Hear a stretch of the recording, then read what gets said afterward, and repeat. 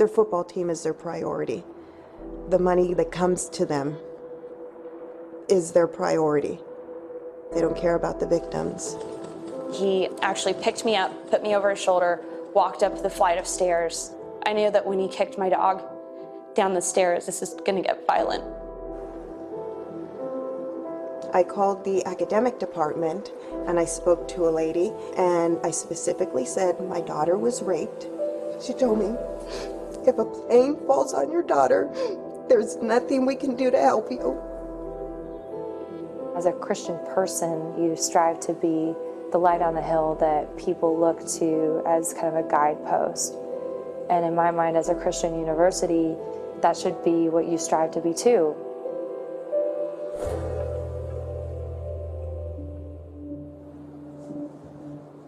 This woman, whom we'll call Sarah, was a member of Baylor's equestrian team. She briefly dated future Baylor football player Tevin Elliott while he was a recruit, but broke up with him before he began his first semester. So I said, that's where this is. We can be friends. And I was very straightforward on that point. In the fall of 2009, Elliott arrived at Baylor and the two stayed friends. On Halloween, after a night out at a local bar with her teammates, Sarah returned home and passed out. So the next morning I woke up, I don't remember what time it was maybe 9 o'clock. And I woke up completely naked. There was like residue on me, like I'd had sex, and that was part of what was really bothering me. Sarah's roommate told her Elliott had been in their apartment that night. Then Sarah called Elliott, who she said told her that they had had sex. At that time, I remembered that I was on my period, and I thought, I know I put a tampon on before I went out. So I went to check in the bathroom, and my tampon was shoved really high up inside of me. And I think that was when I realized that it couldn't have been consensual. Sarah decided not to report the incident to police. I convinced myself it was an accident. He didn't mean to do it. He didn't know what he was doing. And, he could go on to play football. At that time, Baylor football under head coach Art Briles was emerging as a national power, while Elliott was making a name for himself as a starting defensive end. The Bears finished in the top 25 in 2011, the first time since the mid-'80s. March 27, 2012, a Baylor student athlete we'll call Kim says she didn't know Elliott personally when she needed a favor toward the end of her senior year. I needed someone to help me move a desk up a flight of stairs.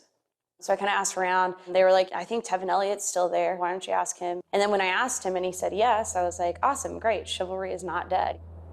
After a few moments of small talk, Kim says Elliott began playfully touching her. Then after, he kind of started progressively teasing me. And not teasing, but poking, like kind of trying to wrestle with me a little bit. And I'm like, dude, not cool, back off, back off. And then it got to a point where he was like full out trying to wrestle with me.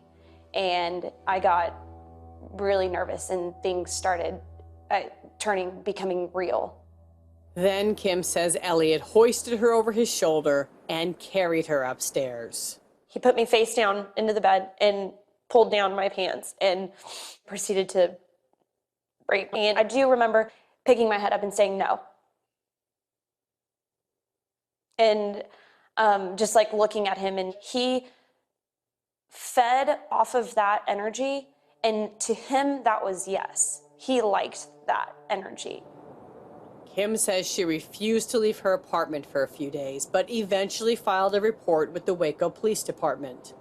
Then she asked for help from Baylor and was directed to Bethany McCraw, the chief judicial officer. She essentially said, why are you here? And I said, well, Tevin Elliott, I don't know if you know Tevin Elliott. She's like, oh yeah.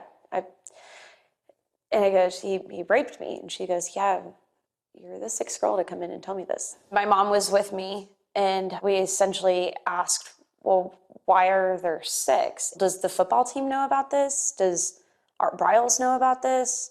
And she said, yes, they know about it, but it turns into a he said, she said. So there's got to be an actual court decision in order to act on it in any sort of way.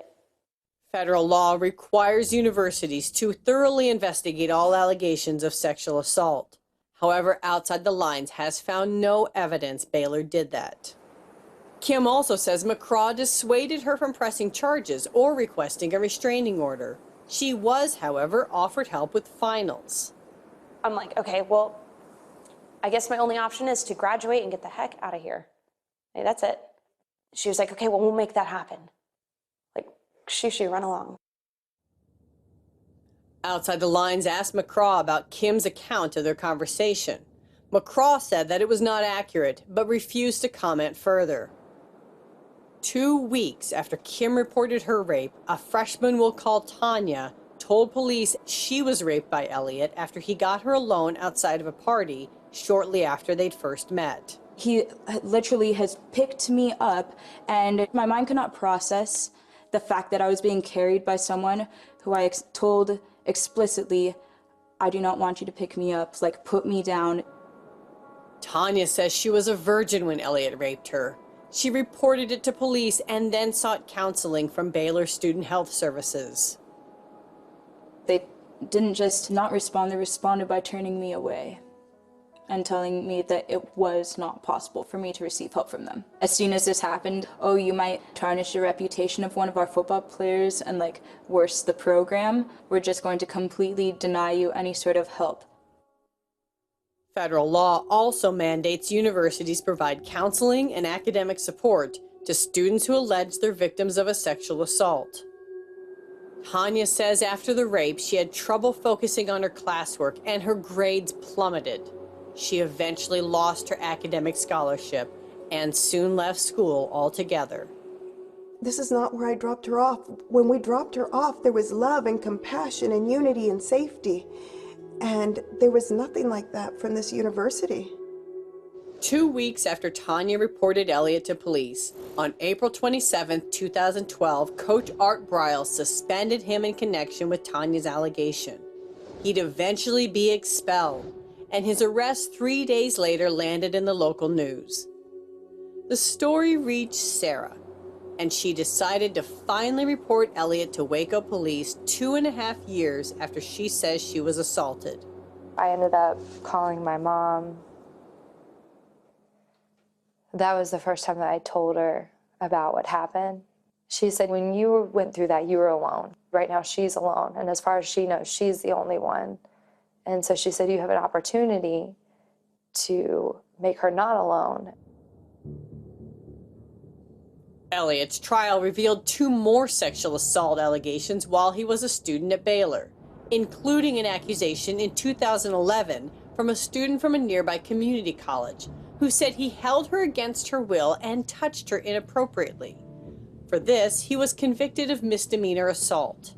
Former Baylor football player found guilty of 2 counts of sexual assault. In January 2014, Elliot was sentenced to 20 years in prison for his attack on Tanya. Outside the Lines went to the prison, and Elliot agreed to speak on camera. You started in the fall of 2009, and there was someone who complained that you had assaulted her. She says that you had sex with her without her consent. What's your response to that? I mean, that's untrue. March of 2012, another woman says you forced her to have sex in her condo. No, that's a lot. I can't really go into detail with that, you know what I'm saying? That's ridiculous, you know. I would never do no stuff like that, and like I said, I can't go into detail with that neither. And then the last one that the trial is actually focused on, and you know her story. Obviously, she says you picked her up at a party and had sex with her without her consent. I can't really talk about that, go into detail about it. I really wish I could, you know, and tell you to give you the real facts, the true story, what really happened. But you know, I can't. How could 5 women who really didn't know each other before coming forward with this all say that you raped them or attempted to rape them and be lying? College athletes go through this all the time. Not just myself. I'm talking about Jameis Winston, Case McCoy. It's so many athletes go through this every year because we're the big athletes and we got to, you know, we sit on a pedestal and they feel like, you know, try to make us look bad. But at the end of the day, you know, we could be innocent. It's like we guilty to proving innocent. Elliott says the first time anyone at Baylor approached him about the allegations was in April 2012, after Tanya came forward. But sources told Outside the Lines Baylor's Judicial Affairs Department was aware in November 2011 of Elliott's misdemeanor assault conviction involving the community college student. Then, just 5 months after Elliott's felony conviction, there would be another Baylor football player indicted for sexual assault. Was it rape or consensual sex? That's the key question in the trial of a Baylor football player charged with sexual assault. Samuel Ukuwachu was on trial for the alleged rape of a female Baylor soccer player. I heard it on the news. I was like, are you kidding me? Like, they didn't take it seriously. It's like they didn't take the Tevin thing seriously. Like, we really didn't. Did we not cry out enough for something to be done? In the case of Ukuwachu, Baylor University did an investigation that cleared him of any wrongdoing. In a word, how would you characterize their investigation? I wouldn't call it an investigation.